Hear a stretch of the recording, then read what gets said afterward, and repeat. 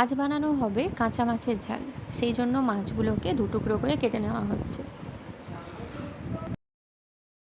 প্রত্যেকটা মাছ সুন্দর করে কেটে নিয়েছেন আমার শাশুড়ি মা।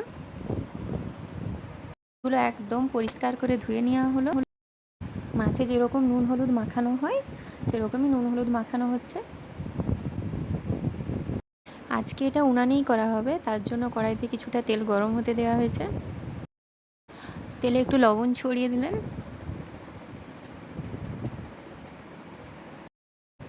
এবার মাছের টুকরোগুলো তেলে দিয়ে দিতে হবে। খুব হালকা ফ্রাই হবে যাতে মাছের গন্ধটা চলে যায়। দেখুন মাছটা একদম হালকা ভাজা হয়েছে, 1 মিনিট মতো ভাজা হয়েছে। যাতে মাছের গন্ধটা চলে যায় তার জন্যই মাছটা হালকা ভেজে নিলেন। এবার মাছগুলো তুলে নিতে হবে। ওই তেলের মধ্যেই লঙ্কা, পেঁয়াজ আর টমেটো দিতে হবে। লঙ্কাগুলো চেরা ছিল আগের থেকে।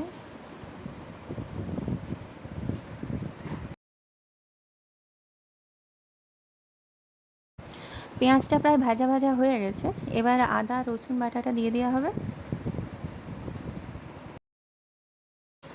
হলুদের গুঁড়ো দিলাম। এবারে সরষা বাটা আর পোস্ত বাটা। অনেকটাই জল দেওয়া হলো কারণ মাছগুলো এবার সেদ্ধ হবে, খুব হালকা ভাজা হয়েছিল তো।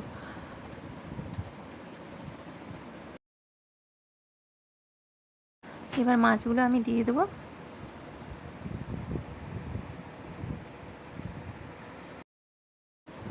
পনেরো মিনিট মতো মাছটা সেদ্ধ হয়েছে। দেখুন জলটাও মরে গেছে এবার অনেকটাই। এবার একটু কাঁচা সর্ষের তেল দিয়ে আমি নামিয়ে নেব।